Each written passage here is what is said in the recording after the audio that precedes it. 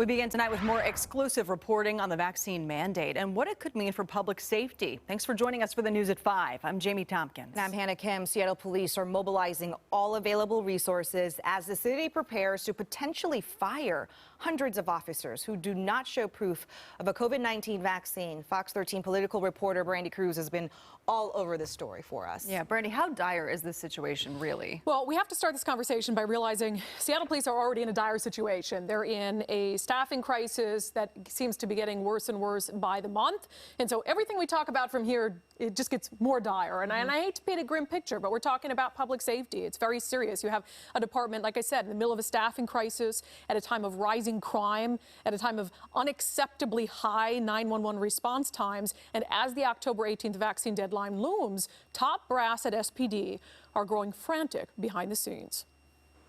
Already short-staffed, the Seattle Police Department is preparing for a potential mass firing of officers. Starting October 13th, the agency will move into what's called a Stage 3 mobilization. What the department's manual says is reserved for scenarios that have the, quote, potential to cause significant harm, property destruction, or widespread public fear. It means all sworn personnel, even detectives assigned to specialty units, must come to work in uniform and prepared to respond to 911 calls. According to an internal memo first obtained by Fox 13, 354 sworn personnel had not submitted proof of vaccination as of Tuesday.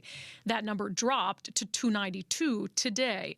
But still, that's more than 25% of all deployable officers. Losing even 50 to 75 officers in legitimately one day, the response times for the city will go up drastically. We spoke with this unvaccinated SPD officer who works out of the West Precinct downtown.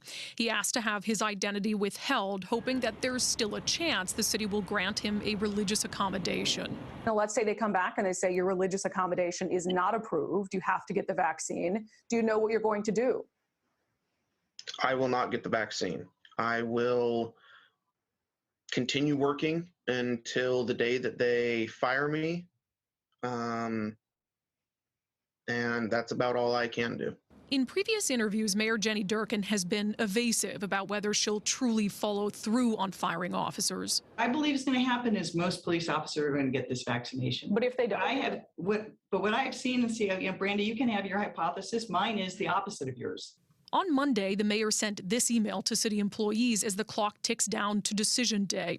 She wrote, "We value each of you and do not want to lose you as employees, but the people that count on you the most are the ones that need you to get vaccinated." We also spoke with Governor Jay Inslee at an event in Port Angeles to ask him about the possibility of losing first responders over vaccine mandates, not only in Seattle, but across the state. These are hardworking people. They're doing good work. We want them to stay on the team. So I don't see it as me throwing a career away. I feel personally that I'm being pushed out.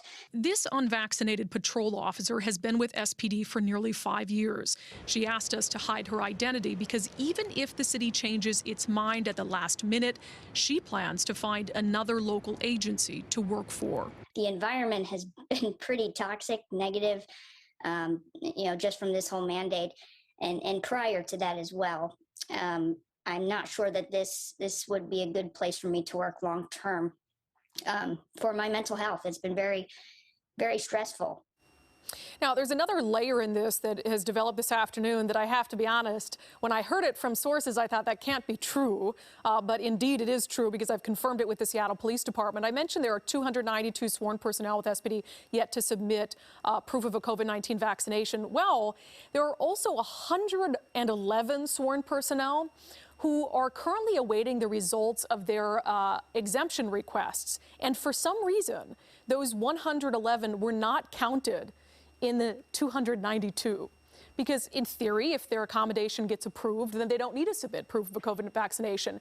So in theory, you could have as many as 403 sworn personnel who actually aren't vaccinated. Now, that being said, I will say I don't believe the number is that high. You're going to have some officers who, maybe they're not anti-vaccine, but they don't like the mandate, and they're not going to submit proof until the very last second, just to prove a point, not a principle.